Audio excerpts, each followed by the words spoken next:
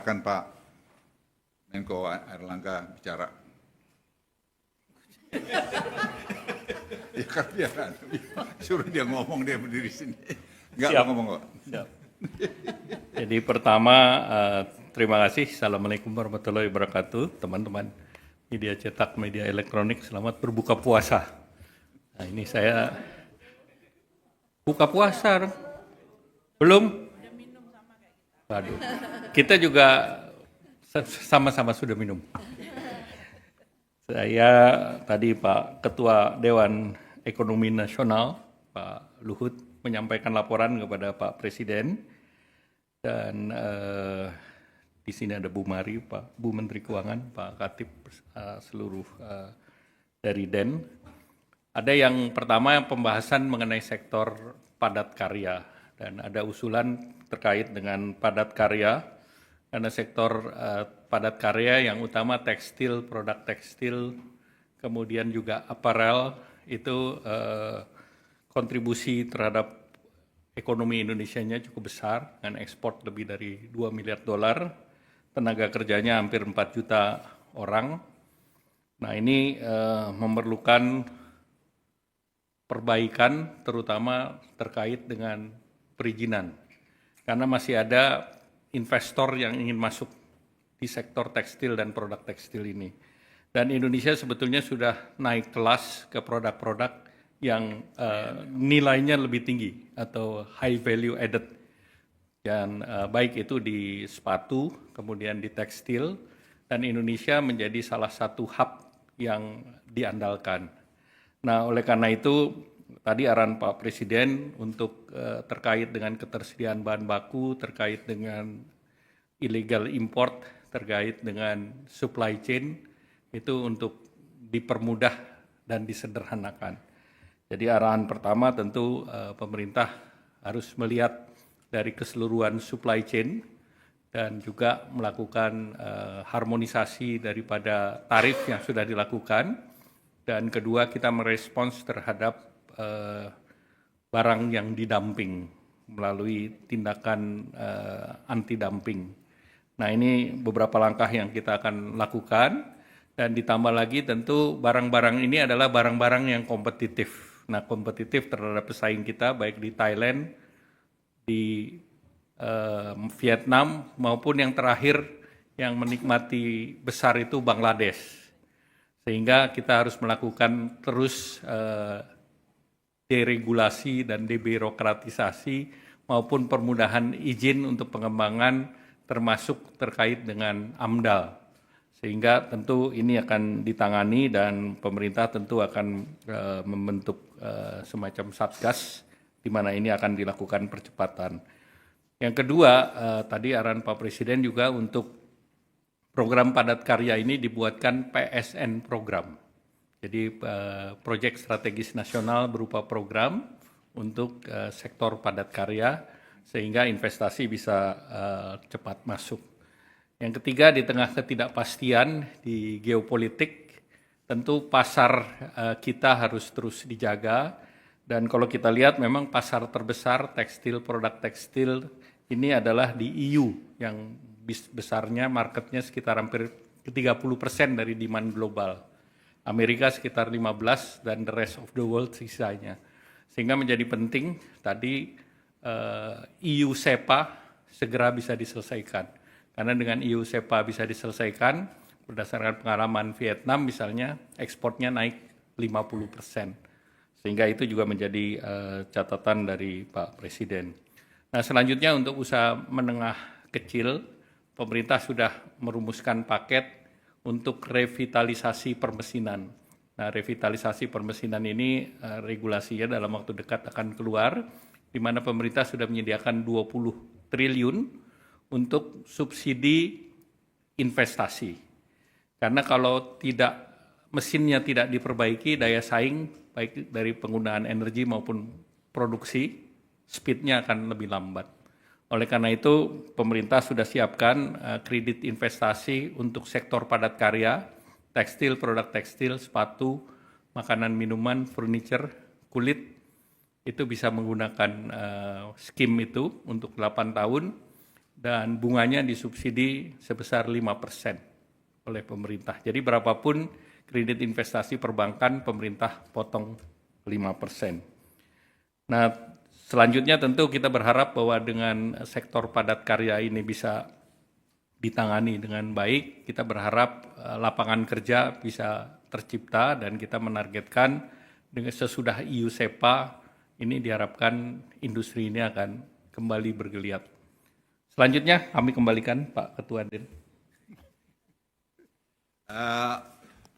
Tadi Presiden sudah memberikan instruksi untuk kita melakukan deregulasi di banyak hal. Jadi seperti tadi dilaporkan Pak Dede, pada tahun 80-an pemerintah juga pernah melakukan itu. Itu bisa meningkatkan ekspor kita sampai 20%. Dan sekarang kita kerjakan dan sudah mulai tim dari tempat Pak Erlangga dan tempat Den itu bekerja sama untuk menyiapkan masalah deregulasi ini. Saya kira ini perintah yang jelas dan akan ditindaklanjutin minggu depan ini ratas untuk itu, sehingga dengan demikian bisa segera diumumkan langkah-langkah. Artinya tidak ada akan mengurangi rekomendasi-rekomendasi yang itu menjadi penghambat terhadap industri-industri yang mau masuk ke Indonesia. Seperti tadi misalnya TPT tadi, sepatu garment tadi, itu bisa menciptakan mungkin beberapa ratus ribu lapangan kerja dalam beberapa waktu ke depan, karena mereka tuh semua siap. Itu yang tadi bisa, terus apa lagi Dek? Udah. Mari. Digitalisasi tadi juga kita laporkan, Presiden 17 Agustus ingin meresmikan atau launching nanti program government teknologi ini yang akan nanti menyatukan semua apps yang ada di kementerian lembaga, sehingga dengan demikian akan terjadi dari masalah efisiensi dan juga pengurangan korupsi. Dan ini saya pikir Presiden tadi merintahkan juga untuk segera dikerjakan untuk semua penduduk kita, keluarga itu dapat punya bank account. Karena memang Januari kita akan mulai ngetes mengenai GovTech ini dengan bantuan sosial langsung sehingga targeted bisa dicapai. Dan ini saya kira kita sudah menghitung bisa berapa besar yang kita hemat, mungkin bisa hemat sampai 100 triliun dan seterusnya nanti secara bertahap itu akan bisa dicapai. Angka-angkanya nanti saya kira bisa diberitahu kemudian. Tapi studi dan pekerjaan ini mengintegrasikan ini semua sudah dilakukan. Presiden tadi malah memberikan sebelum selesai akan menemui anak-anak muda Indonesia yang berjumlah 300 orang yang menyiapkan tadi government teknologi ini, dan juga ada 185 guru-guru gasing yang dari seluruh Indonesia untuk bertemu dengan Presiden, lagi diatur oleh Sekap. Waktunya kita mungkin melihat Sabtu atau Minggu atau Senin untuk Presiden memberikan arahan pada mereka atau apresiasi terhadap guru-guru ini. Saya kira itu, apa yang saya lupa lagi, Mar? Oh, MBG tadi juga dilaporkan oleh Profesor Arif, karena Arif ahli kemiskinan, kita semua terperangah juga melihat bahwa dampak MBG ini memang luar biasa kepada pertumbuhan ekonomi, lapangan kerja, terus ekosistem yang terbangun dari ekonomi dan seterusnya. Dan ini dan penurunan kemiskinan. Kamu ngomong lagi lengkap lah. Arif lu yang ngomong ahli. Ini Profesor Arif adalah ahli kemiskinan Indonesia yang jarang kita dengar dari Presiden, mengagumi tadi apa yang beliau sampaikan. Silakan angka-angkanya Arif, lu ngomong. Saya rasa kami dari DEN menyampaikan kajian tentang potensi dari dampak MBG ini terhadap penyerapan tenaga kerja, juga kemiskinan. Jadi intinya program ini sangat bagus sekali dalam konteks Projobs, jadi menciptakan lapangan pekerja baru itu sampai 1,9 juta. Lalu kemudian Propur, jadi kemiskinan itu bisa berkurang sampai menjadi 5,8% kalau ini roll out-nya benar. Ketimpangan juga akan sangat berkurang. Teman-teman bayangin aja ya, kalau 3 orang anak, satu keluarga punya 3 orang anak, itu dia dapat per bulannya bisa dapat 600.000 dari MBG. PKH aja itu sekitar 200-an ribu, BPNT aja 200-an ribu. Jadi sangat tidak mungkin ini tidak besar impaknya. Semua paham itu, cuman kita melakukan kajian secara kuantitatif. Nah, tapi poinnya adalah karena ini sangat progresif, maka kita harus pastikan roll out-nya berjalan dengan baik. Gitu. Salah satu yang kita usulkan, itu adalah kita segera melakukan business process review, lalu audit rutin oleh BPKP. Itu pertama. Yang kedua, memberikan ruang untuk peran serta masyarakat agar bisa melakukan monitoring, karena sense of belonging-nya tinggi. Lalu yang terakhir, jangan sampai ada kebocoran-kebocoran terkait bahan-bahan yang kalau tidak perlu diimport, nggak usah diimport. Nah, ini akan membuat rantai pasoknya betul-betul terjaga, sehingga impaknya betul-betul seperti yang diharapkan. Tapi sekali lagi intinya, ini mari kita jaga bersama, karena ini flagship kita, flagship bangsa ini. Mungkin itu aja dari saya. Saya mau tambahkan lagi, kita ternyata selama 20 tahun itu surplus telur ayam. Dan selama 20 tahun kita juga surplus ikan ayam, bukan ikan ayam ayam. Jadi daging ayam. Jadi dengan tadi program ini itu semua terserap akan jadi menggerakkan ekonomi juga dalam telur dan bidang juga tadi ayam. Ini baru kita tahu setelah jalan nih, jujur. Jadi setelah Pak Prof.